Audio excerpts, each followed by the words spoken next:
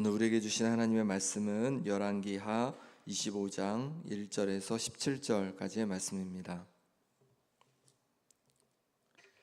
요시야 왕에게는 세 명의 아들이 있었습니다. 처음에 요시야를 이어서 아들 여호아스가 왕이 되었습니다. 그런데 여호아스 왕은 악한 왕이었습니다. 그럴 때 애굽의 바로 느고가 올라와서 애굽으로 잡아갔고 그곳에서 이제 죽게 됩니다.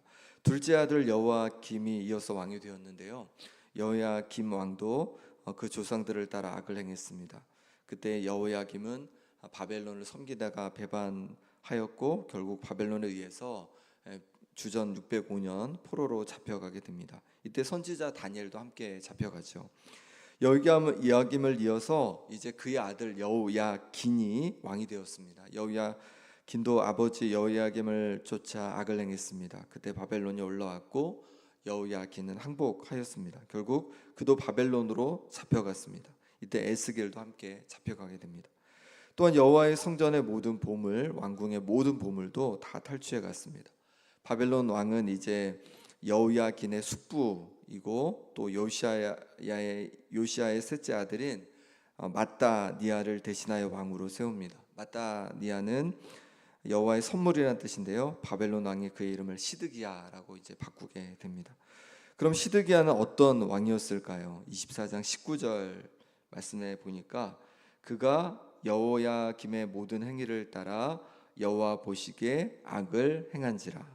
시드기야도 형제 여호야김의 그 모든 행위를 따라서 하나님 보시기에 악을 행했습니다.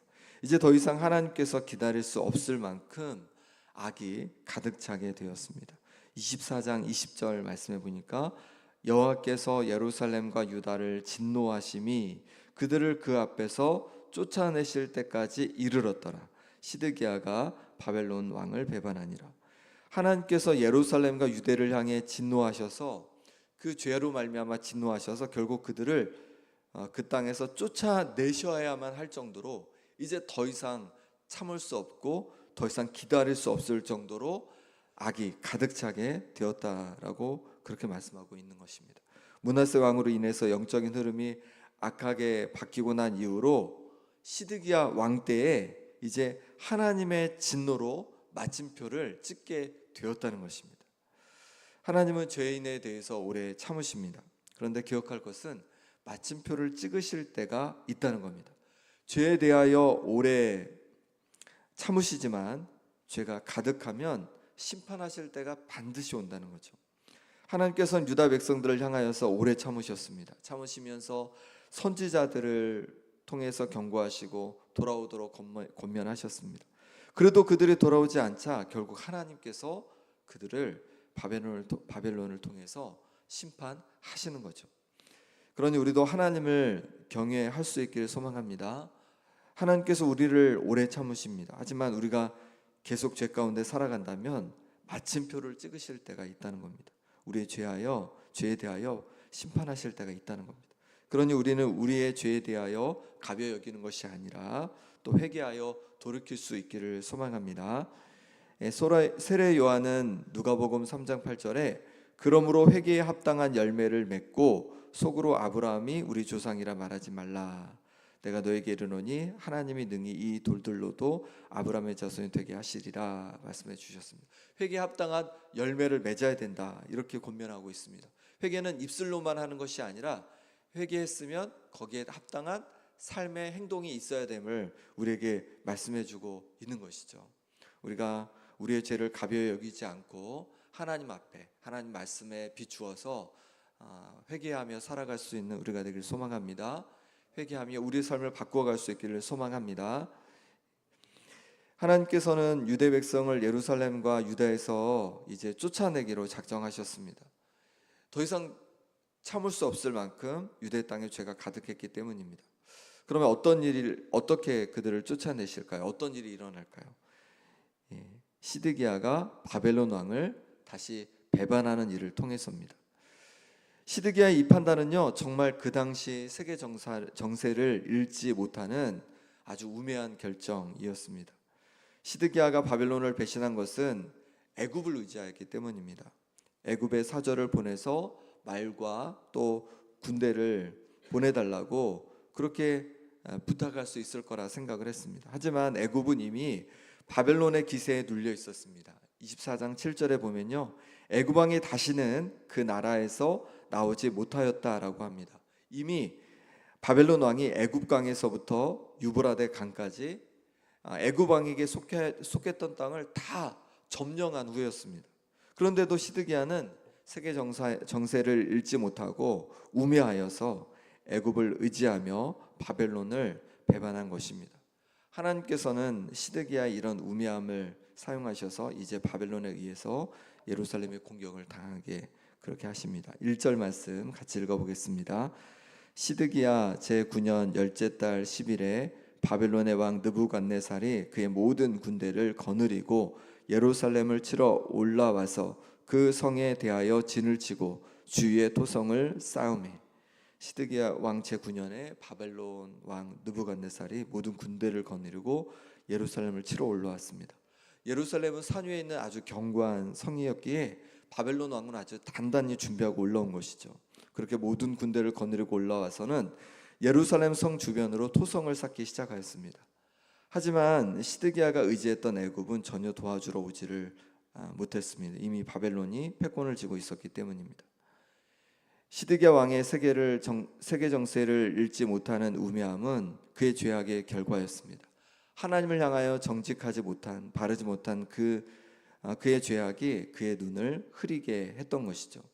그렇습니다. 죄가 우리의 눈을 흐리게 합니다. 우리의 판단을 흐리게 합니다.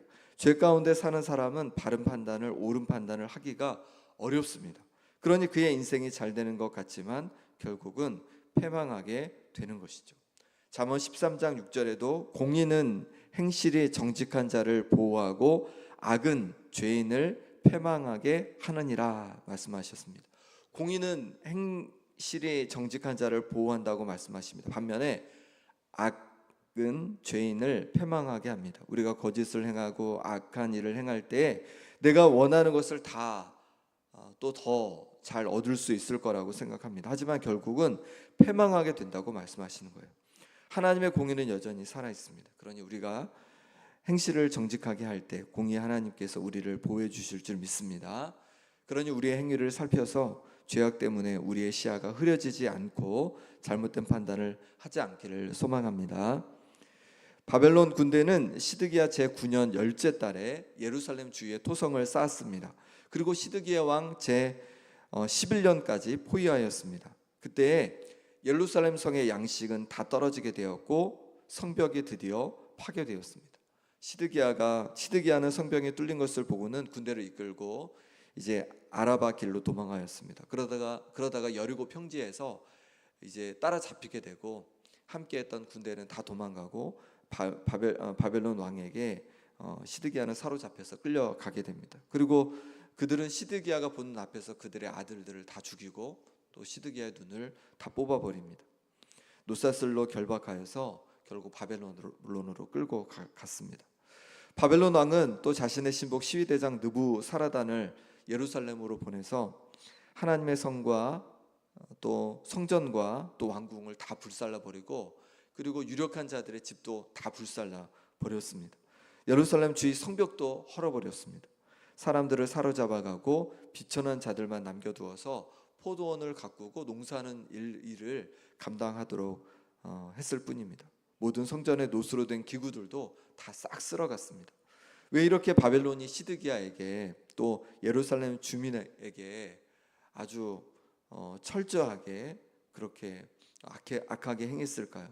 그것은 시드기야가 바벨론에 항복하지 않았기 때문에 그렇습니다. 그로 인하여 시드기야도 예루살렘도 철저히 파괴되고 인적이 드문 그런 성이 되고 말았습니다. 여호야 긴왕은 예루살렘에 그 바벨론 군대가 오자 바로 항복을 했습니다. 그래서 뭐 더 이상 많은 피해가 없었지만 시드기야는 끝까지 항복하지 않았기 때문에 이런 큰 피해를 당하게 된 것이죠.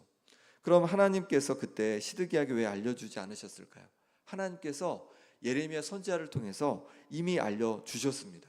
항복하라고, 항복해야 살 수 있다고 이미 말씀해 주셨습니다.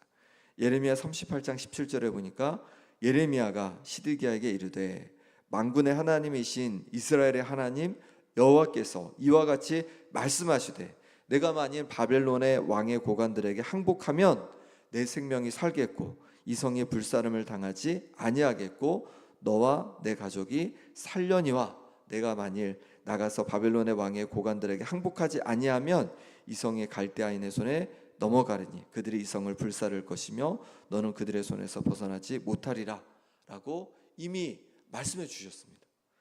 이렇게 하나님께서 예레미야 선지자를 통해서 바벨론에 항복해야 살 수 있다고, 그래야 예루살렘 성도 지킬 수 있고 예루살렘 백성들도 지킬 수 있다고 이미 다 알려주셨습니다. 그런데 왜 그럼에도 불구하고 시드기야는 항복하지 않았을까요? 이유가 있었습니다. 예레미야 38장 19절에 보니까 시드기야 왕이 예레미야에게 이르되 나는 갈대아인에게 항복한 유대인을 두려워하노라. 염려하건대 갈대아인이 나를 그들의 손에 넘기면 그들이 나를 조롱할까 하노라 하는지라. 시드기야 왕이 갈대아인 곧 바벨론 왕이 항복하지 않은 이유는 무엇입니까?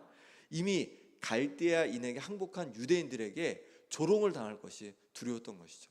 이미 여호야긴 왕 때 항복했던 많은 유대인들이 있었고 그들 중에 많은 사람들이 바벨론에 살고 있었습니다. 그들이 끊임없이 시드기야에게 이제 항복할 것을 권하였지만 이제 시드기야가 항복을 하지 않은 거예요. 그리고 나서 그렇게 항복하지 않은 것은 무엇 때문입니까? 이제 바벨론 왕이 시드기야 왕을 바벨론으로 보내면 그들에게 조롱을 당할 것이 두려워서 항복하지 않았다 이렇게 말씀하고 있는 것입니다. 조롱당할 것이 두려워서 하나님 말씀 앞에 순종하지 않았습니다. 그랬더니 자신도 그리고 자신이 다스리는 예루살렘 성도 철저하게 파괴되는 것을 보게 되었습니다. 하나님은 우리에게 말씀하시고 때로 우리에게 피할 길을 주십니다. 어떤 길이 하나님께서 기뻐하시는 길인지, 어떤 길이 우리에게 좋은 길인지, 유익한 길인지 우리에게 알려주십니다. 그럼에도 불구하고 때로 우리는 시드기야 왕처럼 그 말씀 앞에 순종하지 못할 때가 있습니다. 조롱당할 것 같아서, 모욕을 당할 것 같아서, 사람이 두려워서 내 가진 것을 잃을까 봐 순종하지 못할 때가 있습니다. 그런데 기억할 것은 하나님 말씀에 순종하는 것이 우리에게 가장 좋은 길이라는 것입니다. 그러니 때로 조롱당할 것 같고 모욕당할 것 같고 사람이 두렵고 미래가 두려워도 하나님 말씀 앞에 순종하며 나아갈 수 있는 우리가 되기를 소망합니다. 그럴 때 하나님께서 정말 가장 좋은 것으로 우리를 채워주시고 결국 우리를 평안한 삶으로 형통함으로 인도해 주실 줄 믿습니다. 이 시간 함께 기도하겠습니다. 기도하실 때 하나님 말씀 앞에 순종하는 인생 되게 하여 주옵소서. 시드기야 왕처럼 조롱당할까봐 또 모욕당할까봐 사람이 두려워서 내가 가진 것을 잃을까봐 순종하지 못하는 그런 인생이 아니라 때로 사람들에게 조롱당할 수 있어도 모욕당할 수 있어도 또 사람들에게 위협을 당할 수 있어도 미래가 불투명해도 하나님 말씀 앞에 순종하는 하나님의 사람 되겠습니다 라고 결단하며 기도하기 원합니다. 또 기도하실 때 죄를 경계하여서 죄 때문에 나의 시야가 나의 판단이 흐려지지 않게 하여 주시옵소서. 하나님 어떤 순간에도 하나님 말씀 앞에 순종하며 살아감으로 말미암아 하나님 죄 때문에 나의 시야가 나의 판단이 흐려지지 않고 바르게 분별하게 하여 주옵소서 기도하시기 원하고 또 공의로 심판하실 하나님을 바라봅니다.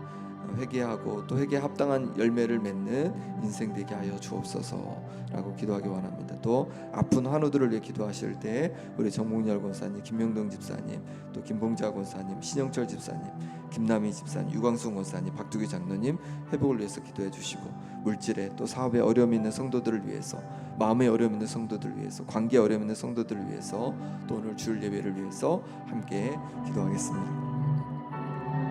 하나님 아버지, 하나님 정말로 시드기야 왕처럼 때로 사람들에게 조롱당할 것이 두려워서 모욕당할 것이 두려워서 사람이 그저 두려워서 내가 가진 것을 잃을까봐 순종하지 못하며 살았던 모습을 용서하여 주옵소서. 이제 하나님 순종하는 삶을 살아가기를 원합니다. 때로 피해보는 것 같아도 때로 억울하도 하나님 말씀에 순종하며 살아가게 도와주시고 그럴 때 부어주시는 하나님의 그 은혜와 하나님의 선한 길을 경험하고 또 맛보게 하여 주옵소서. 하나님 아버지, 죄가 때로 우리의 시야를 가리는 것을 경험합니다. 하나님 말씀 앞에 온전히 바르게 정직하게 살아가게 도와주셔서 죄가 아버지 하나님 우리의 판단을 가리지 못하고 바르게 분별할 수 있는 하나님의 자녀 될 수 있도록 역사하여 주옵소서. 공의 하나님을 바라봅니다. 하나님 아버지, 때로 우리의 삶에서 아버지 하나님 우리의 죄들을 발견해 갈 때에 하나님 앞에 회개하며 살아가는 삶이 되게 도와주시고 또 회개에 합당한 열매를 맺는 그런 삶이 될 수 있도록 하나님 역사하시고 도와주옵소서. 아픈 성도들을 위해 기도하며 나갑니다. 우리 정문열 권사님 아버지 육신의 강건함을 더하여 주셔서 다리가 온전히 회복되게 하여 주옵소서. 우리 김명동 집사님 기억해 주셔서 육신의 강건함을 더하여 주옵시고 김은정 목사님 붙잡아 주셔서 심장을 강건케 하여 주옵소서. 신영철 집사님 아버지 하나님 암이 온전히 완치되게 하여 주시고 김남희 집사님 하나님께서 도와주심으로 말미암아서 수술하지 않고 회복되는 역사가 하나님 아무 걱정되지 않는 역사가 있게 하여 주옵소서. 유영선 선생님 붙잡아 주셔서 하나님 후유증이 없게 하여 주시고 하나님 날로 강건해지게 하여 주옵소서. 물질의 사업에 어려움 당하는 성도들 기억해 주셔서 그 어려움부터 승리하게 하여 주시고 또 관계에 어려움이 있는 성도들 기억해 주셔서 그 관계가 회복되게 하여 주시옵소서. 하나님 기억해 주시길 원합니다. 하나님 아버지께서 기억해 주셔서 그 마음을 붙잡아 주시고 놀랍게 회복되는 은혜를 더하여 주옵소서. 오늘 귀한 주일 예배 가운데 은혜 부어 주시길 원합니다. 하나님 찾아와 주셔서 말씀해 주시고 하나님 말씀 앞에 온전히 순종하며 나아갈 수 있는 은혜가 있게 하여 주시옵소서. 하나님 도와주시옵소서. 하나님 함께 하여 주시옵소서. 하나님 맞아 주옵소서. 하나님 아버지, 때로 시드기야 왕처럼 우리도 조롱당할 것이 두려워서 모욕당할 것 때문에 또 사람이 두려워 내가 가진 것을 잃을까 봐 순종하지 못했던 모습을 용서하여 주옵소서. 이제 하나님 말씀 앞에 온전히 순종하는 인생 되어지길 원합니다. 아버지 하나님 모든 두려움을 이기고 걱정을 이기고 순종하며 나아가게 도와주시고 그럴 때 하나님께서 우리의 길을 선하고 복되게 인도하심을 경험케 하여 주옵소서. 하나님 아버지, 죄에 대해서 하나님 우리의 판단이 우리의 생각이 흐려지지 않게 하여 주시고 하나님 죄를 올바르게 경계하고 또 죄에서 죄를 구별하여서 죄에 빠지지 않는 우리 인생이 되게 하여 주옵소서. 공의의 하나님을 바라봅니다. 하나님 말씀 앞에 늘 우리를 점검하여서 하나님 앞에 부족한 우리의 죄를 늘 회개하는 삶이 되게 하여 주옵소서. 입술로만 회개하는 것이 아니라 우리의 삶을 통해서 회개에 합당한 열매를 맺는 인생 될 수 있도록 하나님 역사하여 주옵소서. 아픈 성도들 주께서 은혜 주셔서 치유의 은혜를 더하여 주옵소서. 하나님 또한 물질의 사업에 어려움 당하는 성도들이 있습니다. 저들을 기억해 주셔서 놀랍게 회복되는 은혜가 있게 하여 주옵소서. 관계 어려움 속에 있는 성도들을 기억해 주셔서 관계가 회복되게 하여 주옵소서. 오늘 귀한 주일입니다. 주일 예배 가운데 하나님 찾아와 주셔서 풍성한 은혜를 부어주시고 하나님께서 부으신 세임과 능력을 얻는 예배가 될 수 있도록 하나님 은혜 더하여 주옵소서. 오늘 하루도 주님 의탁하옵고 예수 그리스도 이름으로 기도합나이다. 아멘.